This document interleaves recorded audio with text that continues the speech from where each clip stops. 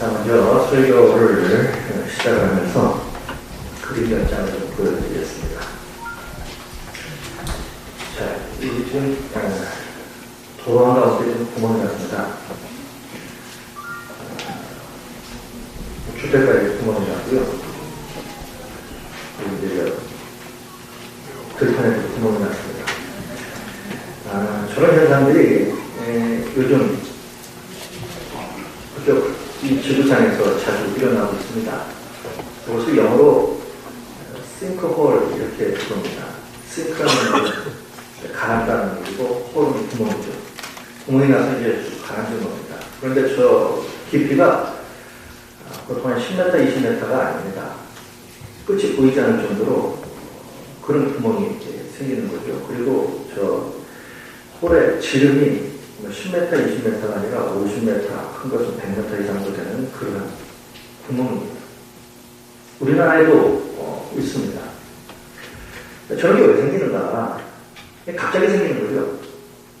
이 땅속에는 그저 흙과 그리고 암반으로만 되어 있는 것이 아니라 물이 있죠. 지하수가 그러지 않습니까? 그런데 사람들이 지하수를 이제 뽑았습니다. 우리나라도 엄청나게 뽑아 쓰죠. 그렇게 되면 이 공간이 생깁니다. 이 공간이 생기면 그 공간이 무언가로 또 메꿔져야 되는데 메꿔지지 않냐고 그냥 있어요. 그런데 무언가에 의해서 한용을 받으면 그게 침하가 됩니다. 그러면 갑자기 저런 구멍이 쑥 생겨서 땅속으로 꺼져버립니다. 차가 지나가다가 도로가 그렇게 되어버려서 차에 타고 있던 사람들이 저 안으로 그냥 바로 빨려 들어가서 죽은 사람들도 많고요. 집들이 통째로 그냥 저 호란으로 떨어져 버리는 그런 일도 있습니다. 자, 우리가 지금 두 다리를 이 땅에 디디고 살지만 저런 것들을 보면요, 야, 100% 안전한 것도 아니다 하는 생각을 또 갖고 삽니다. 며칠 전에 제가 뉴스를 보니까 이탈리아에서 있었던 일인데요. 2009년도에 이탈리아에서 큰 지진이 났습니다. 그래서 300명 이상이 죽었어요. 그런데 그 지진을 예측하지 못해서 300명 이상의 그러한 희생자를 내게 만든 그 지진 관련된 과학자 6명이 법정에 섰어요. 그리고 그 법정에서는 그 과학자들에게 6년형을 시험을 내렸습니다. 전 세계가 이제 들끓었습니다. 과학자들이 들고 일어났어요. 지진은 예측 불가능하다는 겁니다. 그런데 어떻게 그 일로 가느냐, 예측 불가능한 일을 가지고 과학자들을 그것도 6년씩이나 실험을 언도할 수 있느냐 하는 거예요. 또 미국에서도 이제 난리 났습니다. 그러니까 하는 얘기가 과하게 할 수 있고 할 수 없는 게 있다는 거예요. 그런데 할 수 없는 그 한계까지도 책임을 묻는다는 것은 그것은 어불성설이라는 거죠. 자, 이런 걸 보면서 세상에는 모든 것들이 흔들립니다. 그러다가 무너집니다. 언젠가 한번 기억나실 겁니다. 저 서울 성수동에 가면 테크노마트라고 큰 빌딩이 하나 있어요. 그 빌딩이 계속해서 흔들려서 한동안 그 빌딩 사용이 금지되었어요. 도대체 이 빌딩이 왜 이렇게 흔들릴까? 조사를 해보니까 그 빌딩 안에 헬스장이 있는데 그 헬스장의 프로그램 가운데에 아주머니들이 오셔서 막 뛰면서 하는 운동들이 있답니다. 그걸 계속적으로 정기적으로 반복적으로 뛰니까 건물이 흔들린대요. 웃긴 얘기지만 근데 그것을 하지 않게 했습니다. 그랬더니 그 건물이 흔들리는 것이 멈추더래요. 제가 그 얘기를 듣고 무슨 생각이 들었냐면 그 건물 이름이 테크노마트예요. 테크놀로지 마트입니다. 최첨단의 기계를 파는 그런 빌딩이에요. 최첨단의 과학이 그 안에 다 있습니다. 그런데 흔들려요. 아주머니들이 그걸 흔들려요. 자, 그걸 보면서 참 아이러니 아니겠습니까? 과학도 어떻게 할 수 없는 것. 세상의 모든 것은 흔들립니다. 흔들리다가 무너져요. 아무리 견고하게 지은 건축물이라 하더라도 지진 한 번 나면 다 흔들리고 무너집니다. 그런데 이런 것들이 자연적인 현상에만 있겠느냐 하는 겁니다. 우리 인생살이는 예외일까요? 제가 고등학교 다닐 때에 저하고 같은 반 친구가 있었습니다. 이 친구의 아버지는 그때 당시에 민간항공기 조종사였어요. 그때 당시 이 민간항공기 조종사면 정말 아주 드문 직업군입니다. 정말 극소수의 사람이에요. 그런데 그분이 갑자기 그 일을 그만두고 무역업을 시작하셨어요.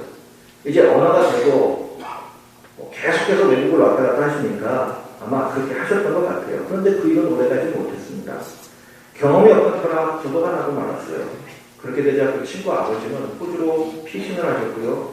어머니는 3남매를 데리고 한국에서 어렵게 살았습니다. 그 친구가 아주 공부를 잘했는데 대학도 가지를 못했습니다. 그런데 그 친구는요, 우리 반뿐만 아니라 우리 학교에서 부러움의 대상이었어요. 왜냐하면 그 친구가 쓰는 물건은 다 외제였어요. 아버지가 조종사였고 또 무역업을 했기 때문에 그 친구가 쓰는 연필 하나도 다 외제였습니다. 그때 당시에 우리나라에 나이키 운동화가 없었는데 그 친구가 유일하게 나이키 운동화를 신고 다녔어요. 부러움의 대상이었어요. 그런데 그 친구 아버지의 사업이 무너졌어요. 그러자 온 가족의 삶이 다 무너져 버렸습니다. 그분은 사업가입니다. 사업가는 사업이 삶의 터전이 되죠. 그런데 그 삶의 터전이 그 사업이 무너지는 순간 삶도 무너져 버리고 맙니다. 터가 무너지면 그 위에 터를 잡고 살아가는 아무튼 그런 사람들도 다 같이 흔들리고 무너질 수밖에 없다는 거죠. 가족의 생계를 책임지는 가장이 직장의 터를 생출하게 되면 온 가족이 다 흔들리잖아요. 그런가 하면 어린 자녀들은 부모님의 삶의 터가 되겠죠. 부모님의 사랑과 그리고 보살핌 속에 살아가야 하는 이 자녀들이 부모님을 잃게 되면 그들의 삶의 터 역시 잃고 맙니다. 무너지고 말아요. 자, 오늘 본문에도 보면 이렇게 인생이 흔들리다가 무너지는 삶을 경험한 한 사람이 나오죠. 오늘 시편 11편을 지은 사람, 그 사람은 다윗이에요. 다윗은 지금 어떤 악한 자로 인해서 인생의 큰 위기를 맞았습니다. 다윗은 자신의 상황을 2절에서 이렇게 표현하고 있어요. 악인이 활을 당기고 화살을 시위에 목이며 마음이 바른 자를 어두운 데서 쏘게 하는 거다. 이 얘기죠. 악인이 자기를 향해서 화살을 들고 쭉 잡아 당겼어요. 놓기만 하면 화살이 날아가서 자기 심장을 맞춥니다. 바로 그 상황이에요. 지금 중상모략을 당하고 있습니다. 정당한 이유 없이 생명의 위협을 받고 있어요.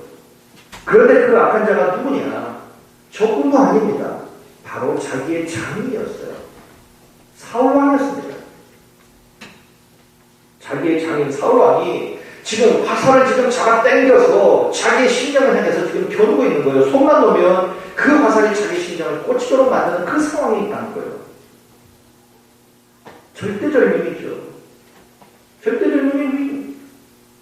그런데 다윗의 인생이 처음부터 이러느냐 하는 거예요. 초기 다윗의 인생은 정말 매우 견고했어요. 그가 베들레헴의 목동이었지만 그 당시 최고 지도자였던 사무엘이 그에게 직접 찾아오죠. 그리고 길을 묻고 이스라엘의 왕이 될 것이라고 알려줍니다. 그 후에 그는 골리앗을 물리칩니다.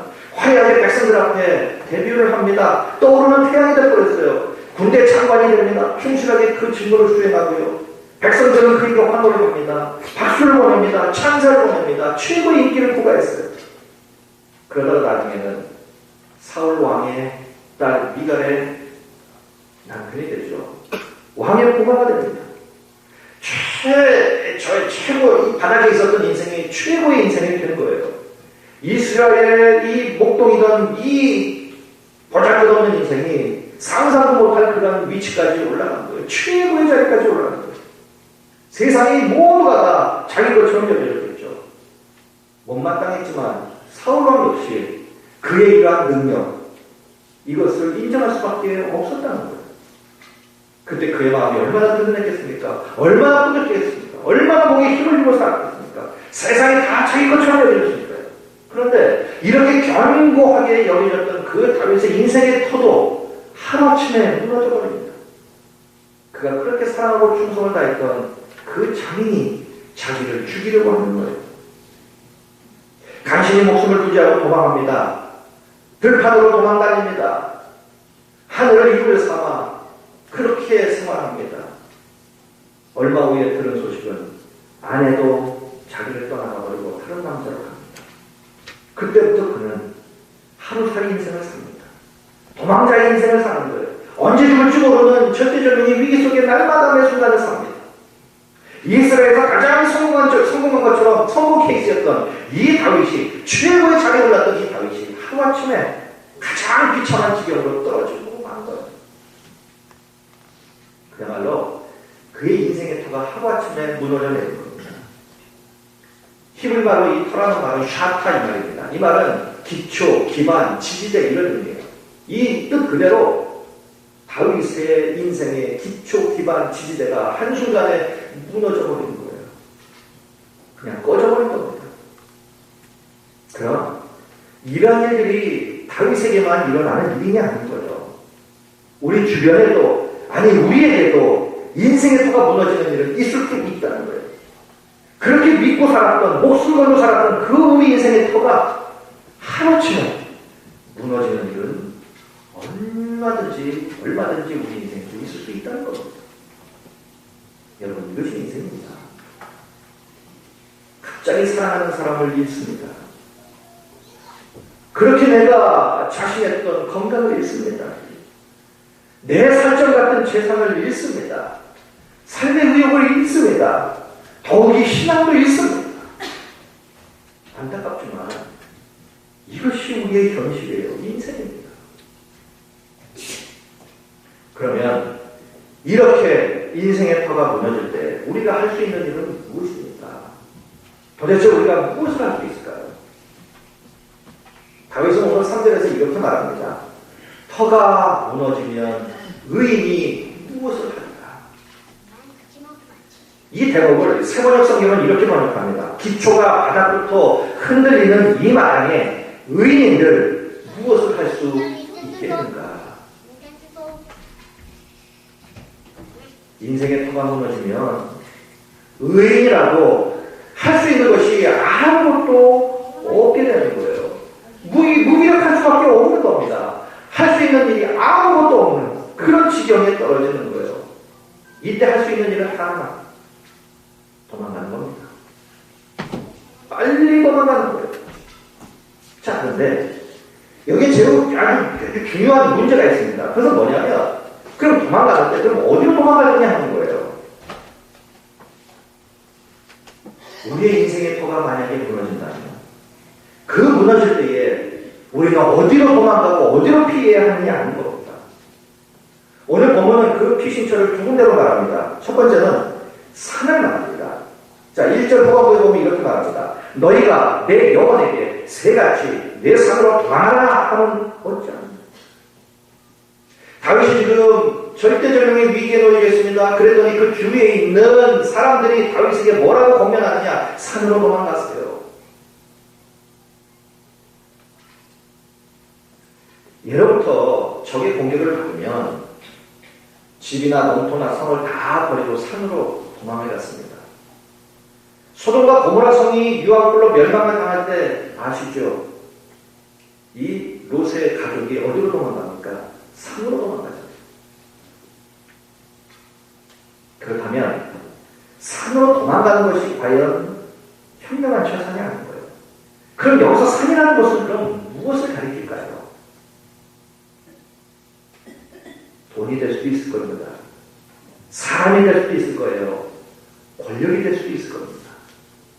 사람들은 문제가 생기면, 내 인생의 터가 무너지기 시작하면 사람들은 권력으로 피합니다. 또 사람에게 피합니다. 물질로 피해요. 주위에 있는 사람들이 그렇게 권면을 하는 겁니다. 다윗에게. 산으로 도망가세요. 다윗 역시 사울왕에게 쫓길 때 산으로 도망간 적이 있었어요.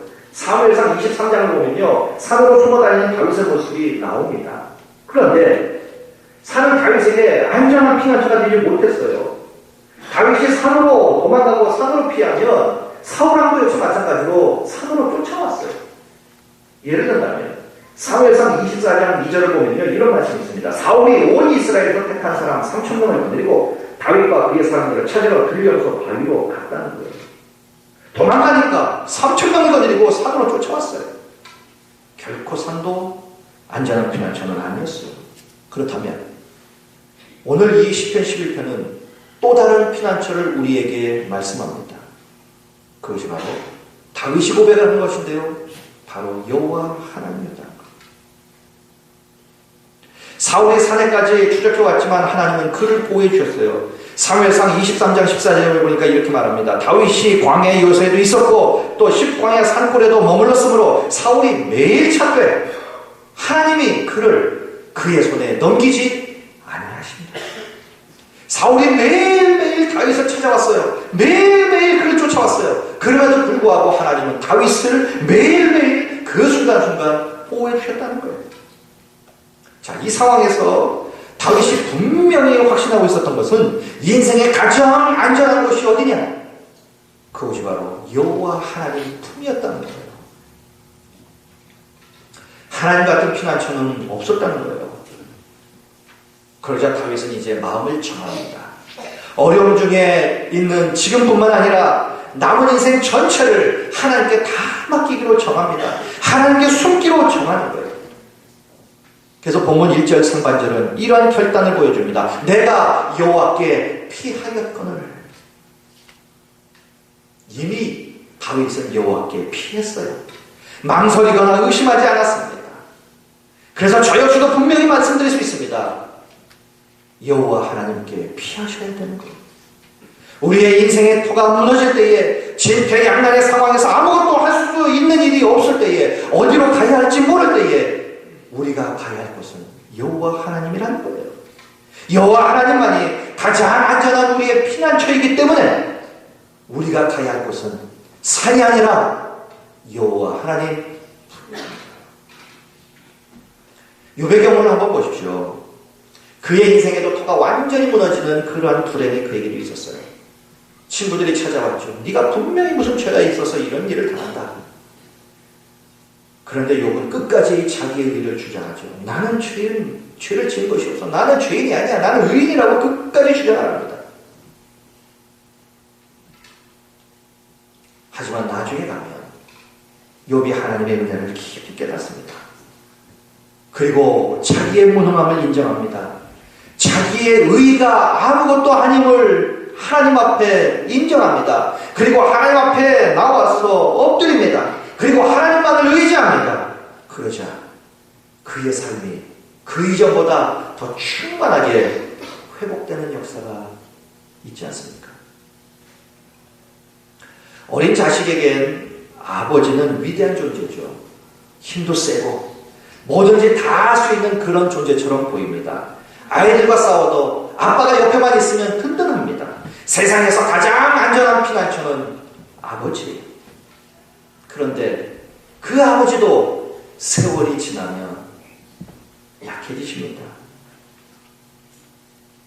아버지께서 한창이실 때는 나에게 회초리를 들어서 나에게 때릴 때는 너무 회초리가 아팠어요. 그러나 연세가 드셨을 때의 회초리는 아프지가 않는 거예요. 그 옛날에는 아버지를 넘으면 묵직했는데 아버지가 연약하고 난 다음에 아버지를 넘으면 너무 가벼운 거예요. 이제는 더 이상 의지하거나 피할 수 있는 분이 아니라는 거예요. 사람은 그렇습니다. 물질은 또 어떻습니까? 아무리 세상이 돈의 원리로 돌아간다 해도요, 늙으면요 돈도 못 씁니다. 돈 쓸 기력도 없는 거예요. 또한 아무리 많은 돈이 있어도요 고칠 수 없는 병도 있어요. 어떤 사람들은 권력이 피하죠. 문제 생기면 권력줄을 잡습니다. 그러나 그 권력도 5년이면 끝인 거예요. 도대체 이 나라는 언제까지 대통령의 자식들이 풀려가지 않는 날이 올까요? 그래서 제가 이런 말을 하고 싶습니다. 제가 누구 특정한 분을 제가 지적해서 말씀드리는 건 아니지만 대한민국의 대통령은 결혼하지 말아야 됩니다. 풀려갈 자신이 없으면 그렇겠죠. 권력줄을 잡아도 권력 뒤에 숨어도 5년밖에 못 갑니다. 그러기에 사람보다, 물질보다, 권력이나 건강보다 천만 배, 억만 배 안전하고 강한 피난처는 하나님이신 거예요. 하나님밖에는 없습니다. 하나님만이 참 피난처가 되시는 거예요. 그렇다면 하나님은 왜 우리에게 참 피난처가 되어 주시느냐 하는 겁니다. 본문은 그것을 상징적으로 우리에게 말씀합니다. 하나님께서 계신 곳이 우리하고는 다르다고 말해요. 여러분, 땅에서 지진이 날 때, 쓰나미가 일어났을 때 가장 안전한 곳이 어디라고 생각하십니까? 가장 안전한 곳은 하늘입니다. 비행기를 타고 하늘에, 공중에 떠 있으면 이 땅에 무슨 일이 일어나도 괜찮아요. 그래서 세계의 각 나라의 국가 원수들은 다 전용기가 있죠. 특별히 미국 대통령 전용기 에어포스 1은 비행기를 타면 그 안에, 비행기 안에서 미국과 전 세계를 통제할 수 있는 모든 것들이 다 들어있어요. 또 그렇게 할 수 있는 사람들도 다 탑니다. 공중에 떠 있으면서 정치를 다 할 수 있는 거예요. 공중에 떠 있으면 안전합니다. 땅에 지진이 나든 땅이 뒤집어 엎어지든 하늘에 떠 있으면 안전한 거예요. 그래서 하늘로 피해야 안전합니다. 자, 그런데 오늘 본문을 보니까요, 바로 그 하늘이 하나님의 처소라고 말씀합니다. 4절 앞부분을 보면 이렇게 기록되어 있습니다. 여호와께서는 그의 성전에 계시고 여호와의 보좌는 하늘에 있으며, 하나님의 보좌는 하늘에 있다는 거예요. 여기서 하늘은 우리가 지금 살고 있는 이 터와 대조되는 개념이에요. 우리는 터 위에 우리의 인생과 가정과 성공과 명예의 탑을 쌓아 올립니다. 그러나 그 터는 인생에 문제가 생기면 한순간에 무너지고 말아요. 그러나 터가 무너지는 그 순간에도 하늘은 안전합니다. 변함이 없어요. 고요합니다. 그래서 터가 무너질 때에 우리가 해야 할 일은 하늘로 올라가는 거예요. 다시 말씀드리면 하나님의 처소로 나가야 된다는 겁니다. 하나님께 피해야 된다는 거예요. 그 이유는 너무나도 자명한데 하나님이 우리의 참 피난처이시기 때문이에요. 그래서 하나님께 피해야 된다는 거예요.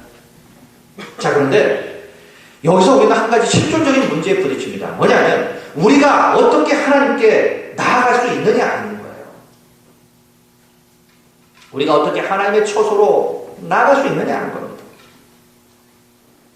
하늘에 있는 하나님의 처소로 우리는 나아갈 수 없기 때문에, 그래서 하나님이 어떻게 하셨느냐? 그 하나님이 우리에게 오신 거예요. 어떤 방식으로 오십니까? 4절 여호와께서는 그의 성전에 계시고, 이 말씀이 우리의 희망인 거예요.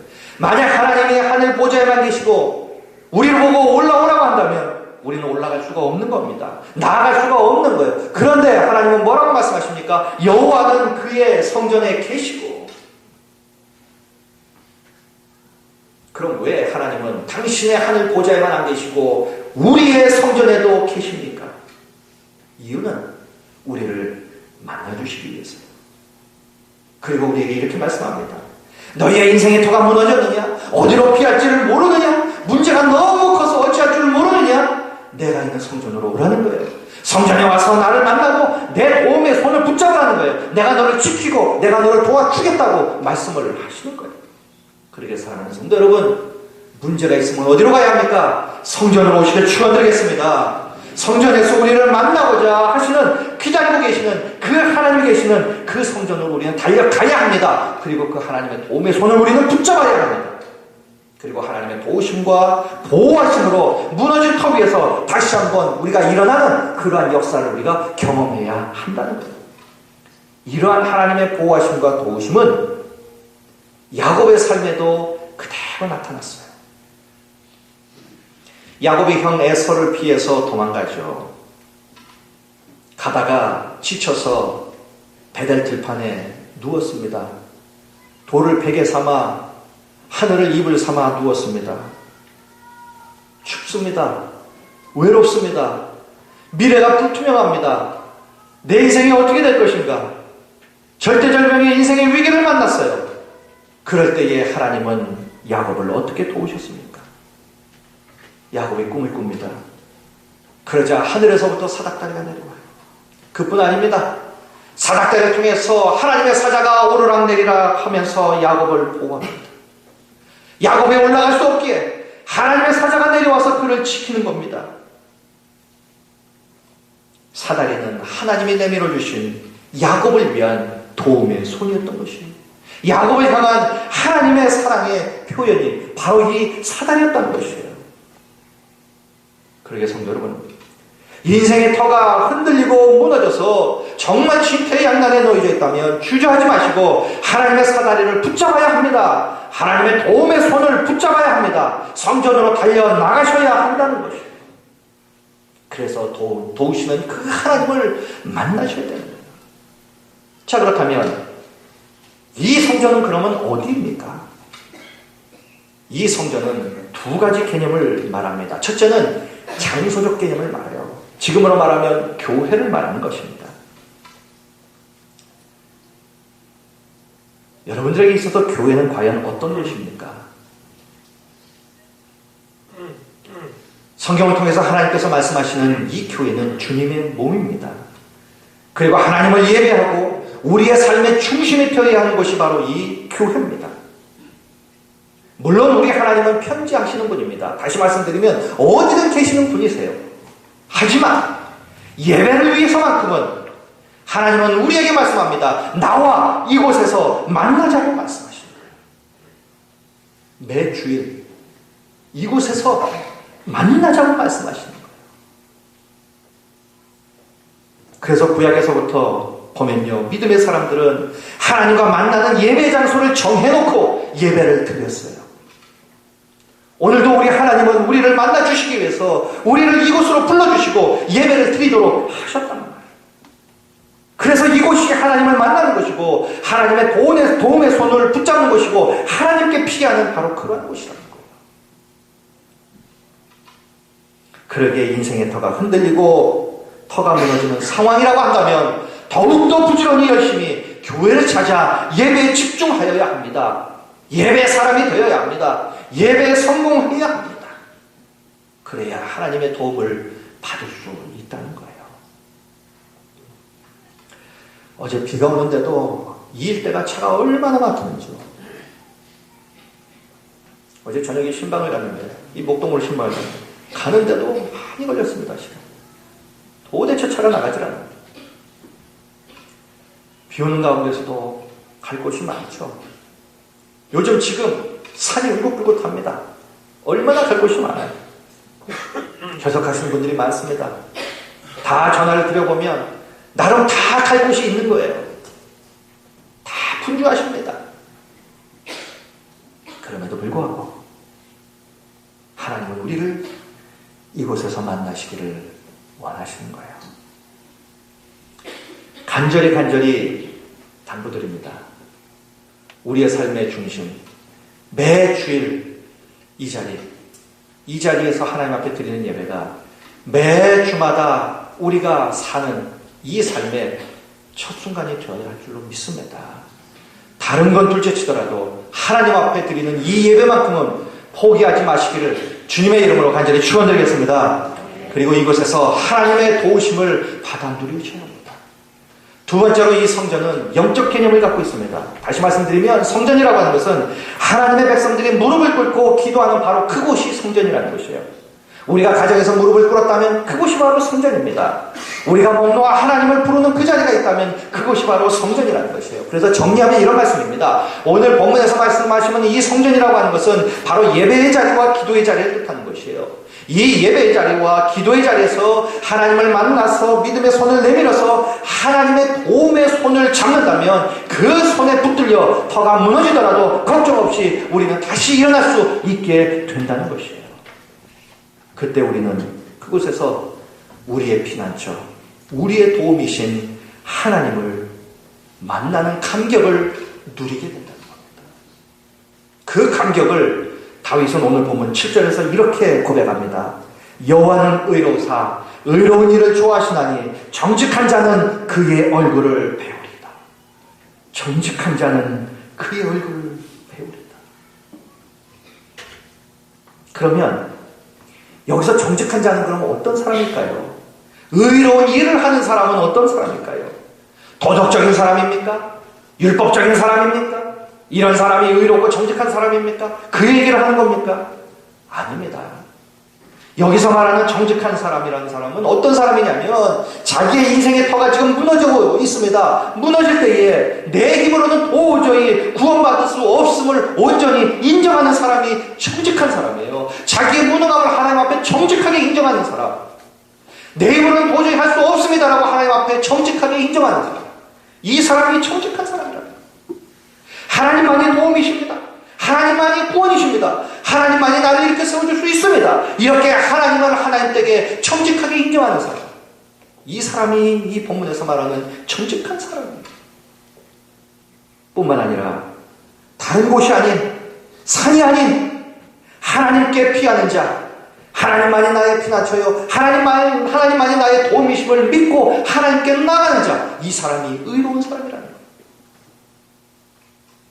그래서 세상에서 가장 의로운 사람, 이 사람은요, 하나님을 믿고 하나님께 맡기고 하나님을 의지하고 하나님께 피하는 사람이에요. 믿음의 사람이 의로운 사람이고 정직한 사람이라는 거예요. 결국 이런 사람이 하나님의 얼굴을 배우는 거예요. 내가 할 수 있습니다. 나는 사람 백 믿습니다. 나는 권력 뒤에 숨었어요. 나는 돈이 있습니다. 이런 사람들은 하나님의 얼굴을 배울 수 없다는 거예요. 하나님만이 할 수 있습니다. 하나님만이 나의 피난처요, 하나님만이 나의 도움이시오, 하나님만이 나의 구원이십니다. 하나님만이 내가 피할 곳입니다. 이렇게 인정하는 사람, 이 사람이 하나님의 얼굴을 배우는 거예요. 다윗이 그렇게 해서 하나님께 나갑니다. 주위 사람들은 권면합니다. 산으로 도망가십시오. 그러나 다윗은 이미 여호와께 피했어요. 그러자 하나님은 다윗을 생명싸개로 싸셔서 그를 숨기시고 보호하셨어요. 다시 그를 회복시켜 주십니다. 그것으로 끝나지 아니하고 그를 그 나라의 왕으로 만들어 주셨어요. 하나님은 다윗에게 피난처가 되시고 피할 바위가 되시고 구원의 뿔이 되어 주셨어요. 이전보다 더 놀라운 축복으로 그를 높여주셨어요. 하나님의 영광에 동참하게 만들어 주셨습니다. 그러게 여러분, 우리도 다윗처럼 그렇게 하시기를 축원드리겠습니다. 그리고 다윗이 경험한 그 하나님을 우리도 경험하며 사시기를 주님의 이름으로 간절히 축원드리겠습니다. 여러분, 지금 우리가 서 있는 인생의 터, 재물의 터, 건강의 터, 안락의 터, 평안의 터, 환경의 터, 이거 너무 과신하지 마십시오. 이거에 목매고 이거에 내 인생을 맡기며 살지 말라는 겁니다. 언제든 무너질 수 있어요. 그래서 우리가 믿고 의지할 분은 영원히 흔들림이 없는 만세반석이신 하나님이십니다. 그래서 세계적인 설교가 스펄전 목사님은 이 시편 11편을 가리켜서 이런 제목을 붙였어요. 견고한 자의 노래. 그럼 견고한 자가 어떤 자입니까? 무너지는 터를 의지하지 아니하고 만세반석이신 하나님께 인생의 모든 것을 맡기는 사람, 그 위에 자신의 인생의 집을 짓는 사람, 문제가 있을 때마다 하나님께 피하는 사람, 이 사람이 견고한 사람이라는 거예요. 사랑하는 성도 여러분, 우리 인생에서 우리의 가장 확실하고 가장 든든한 피난처가 어디입니까? 요즘 세계 경제가 말이 아닙니다. 세계적인 기업도 내일을 보장받을 수 없는 불완전한 그러한 경제 불황 속에서 직장에서 내 자리는 언제까지일까를 걱정해야 하고, 자식의 방황은 언제 끝날까 하면서 자식 걱정을 해야 하고, 내 인생의 미래가 너무 불투명할 때에, 사랑하는 분들이 죽음으로 인해 우리의 곁을 떠날 때에, 내 몸인데도 내가 나의 건강을 지킬 수 없어서 내 육체의 터가 무너질 때에 우리가 붙잡을 수 있고 우리가 피해야 할 곳은 어디입니까? 오직 하나님의 품밖에는 없는 줄로 믿습니다. 그래서 신앙이 무엇입니까? 신앙이라고 하는 것은 그래서 환난 중에 산으로 피하는 것도 아니요, 돈으로, 사랑으로, 권력으로 피하는 것이 아니라 하나님께 피하는 것이 신앙이라고 하는 것입니다. 세상 사람들은 세상으로 피할지 모르겠지만 신앙이 있는 우리는 환난을 당할 때에 하나님께 피하는 사람들입니다. 그러기에 하나님께 피하십시오. 환난과 문제로 인해 방 안에만 틀어박혀 있지 마십시오. 생각 속에 갇혀 살지 마십시오. 세상으로 뛰쳐나가지도 마십시오. 그리고 포기하지도 마십시오. 오늘 이 시간 우리를 향해 사랑의 두 팔을 벌리고 우리가 오기를 기다리시는 그 하나님 품에 안기십시오. 그래야 사는 역사가 반드시 있게 될 것입니다. 신앙이 있으십니다. 우리는 다 신앙인입니다. 그렇다면 인생의 환란이 올 때 세상이 아니라 산이 아니라 돈이나 권력이나 물질이 아니라 하나님께 피하는 사람, 이 사람이 신앙인입니다. 기도하시겠습니다.